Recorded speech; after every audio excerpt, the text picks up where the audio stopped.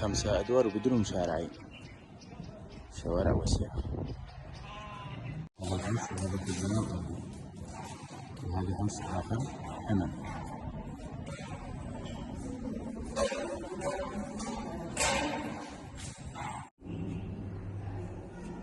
هذا نزولا إلى البدروم.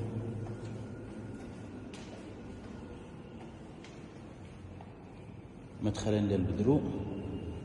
طبعا البدروم صالات مفتوحة، وقلنا مدخلين. هذا المدخل من جهة حوش العمارة، وهذا المدخل الآخر من وسط فتحة واحدة من الدكاكين. هذا الفتحة نزولا إلى البدروم.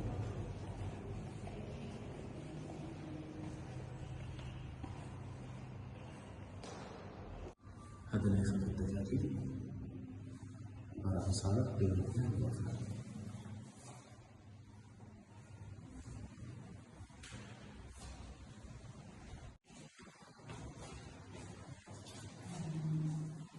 هذا الدور الثاني كل دور شقة. المدخل الأول إلى مجلس ودورة مياه. باقي إكمال التسليك، بلاط، رنج، أبواب ونوافذ. هذا المدخل العائلي اللي هو صالة عائلية. المطبخ، دورة مياه،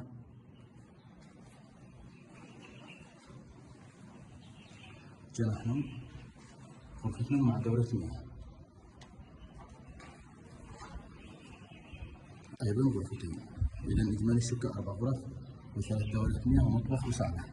هذا غرفة مع بلكونة على الشارعين. الدور الثالث نفس تصميم الدورة الثانية. المدخل الرجالي إلى مجلس ودورة مياه، وهذا المدخل العائلي إلى الصالة العائلية. مطبخ ودورة مياه وجناح نوم وغرفتين. هذا غرفة مع بلكونة، وهذا الجناح نوم. نفس تصميم الدورة الثانية، نفس التفاصيل.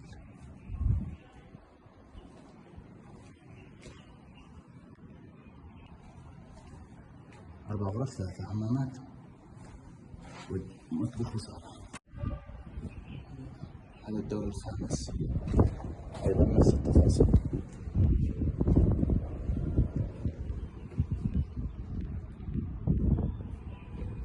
12 سيخ في العمود.